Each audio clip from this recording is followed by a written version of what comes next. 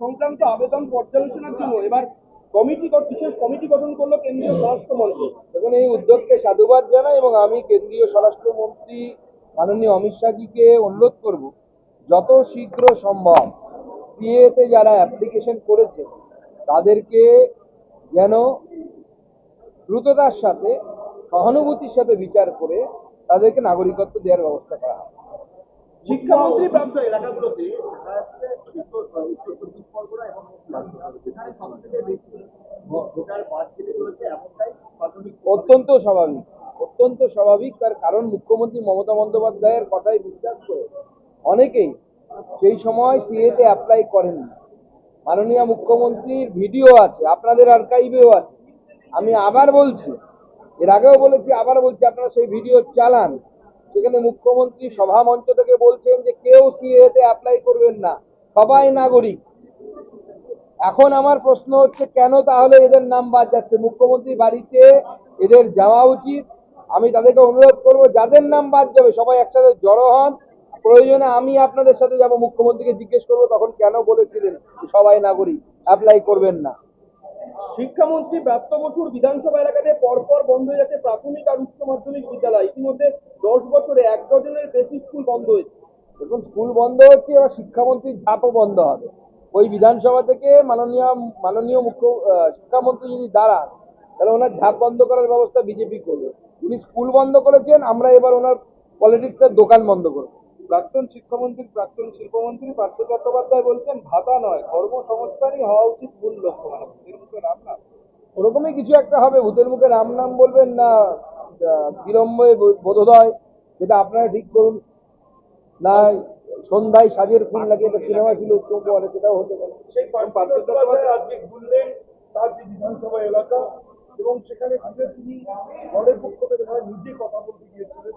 তিনি বললেন রাস্তায় বেশ কিছু বাম্পার দেওয়া হয়েছে, সেজন্য আমি যতটা ঢুকবো ভেবেছিলাম আমি ঢুকতে পারলাম।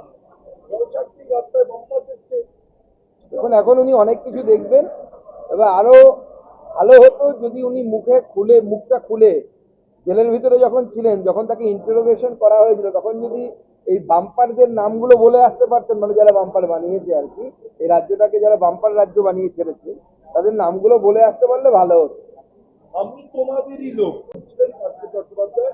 তাকে প্রথম শেষ করতে তিনি বললেন আমি যাচ্ছি শুধু এলাকায় বোঝাতে আমি তোমাদেরই লোক। এবার আমি মনে করি বেহালার লোকেরা ওনার মতো চোর নয়। উনি কি বলতে চাইছেন বেহালার সব লোক ওনার মতো চুরি করে টাকা জমাচ্ছে? আমরা এটা তীব্র প্রতিবাদ করছি। বেহালার লোক অত্যন্ত ভালো, সৎ এবং তারা রাষ্ট্রপ্রেমী, দেশপ্রেমী মানুষ।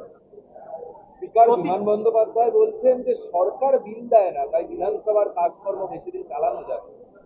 তো এর থেকে দুর্ভাগ্যের কি আছে যে সেই স্পিকার যিনি আমাদের রাজ্য বিধানসভাকে পার্টি অফিসে পরিণত করেছে। পার্টি অফিস এই সূত্রে বলছি যে দল বদলও সেখানে পতাকা ধরে পার্টির পতাকা ধরে হয়।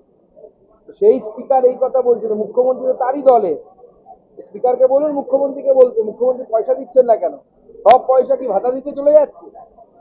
অভিষেক ব্যানার্জির হাত ধরে প্রতিকূল গেলেন তৃণমূল কংগ্রেসে এবং অভিষেকের সঙ্গে দেখার সঙ্গে সঙ্গেই সিপিএম তাকে বহিষ্কার করলো দল থেকে। প্রতিকূল অনেকদিন থেকে কথা চলছিল। আমার কাছে যা খবর, আমি একদিন মিডিয়াতে বলিনি, ডায়মন্ড হারবারের একজন পুলিশ অফিসারের মাধ্যমে যখন প্রতিকূল প্রথম দাঁড়ায় ওখানে, তখন থেকেই প্রতিকূল রহমানের সাথে তৃণমূল কংগ্রেসের যোগাযোগ ছিল বলে অভিযোগ এসেছে। আমার কাছেও সেই ধরনের বিশেষ সূত্র থেকে খবর এসেছে। বাংলাদেশে হিন্দু নির্যাতনের শিকার হয়েছিলেন সুব্রত মণ্ডল, খুলনার বাসিন্দা। 1.5 বছর পশ্চিমবঙ্গে জেল খেটেছেন এবং তার অভিযোগ যে মুসলিমদের ছেড়ে দিলেও হিন্দুদের আটকে রেখেছিল তৃণমূল সরকার। তো বরাবর তৃণমূল সরকার তো বরাবরই এই কাজ করছে। পশ্চিমবঙ্গের বিভিন্ন জেলে যেখানে হিন্দুরা গ্রেফতার হয়ে জেলের ভেতরে আছে, যাদেরকে আইন বিরুদ্ধভাবে আটকে রাখা হয়েছে, কারণ যেহেতু ফরেনার ট্যাক্সে পরিবর্তন করা হয়েছে, স্বাভাবিকভাবে হিন্দুরা কেউ জেলের ভেতরে থাকার কথা না, তাদের সবাই বাইরে বেরিয়ে যাবে। 5 দিনে যুবসাথীতে 45 লাখ আবেদন পড়েছে। মানে রাজ্য সরকার কি এটা খুব অক্সিজেন যোগাবে এই যে ভাতার রাজনীতি? আমার তো মনে হয় না। এটা প্রমাণ করছে যে এই রাজ্যে বেকারের সংখ্যা কত। আমি এই বেকার যুবক পুল বা যুবতীদেরকে বলবো যে আপনারা ভাতা নিন, আর যারা ভাতার লাইনে আপনাদেরকে দাঁড়াতে বাধ্য করছে তাদের পরিবারের লোককে আগামী দিনে রাজনৈতিকভাবে ভাতার লাইনে দাঁড় করা। পরিবর্তন যাত্রা আপনার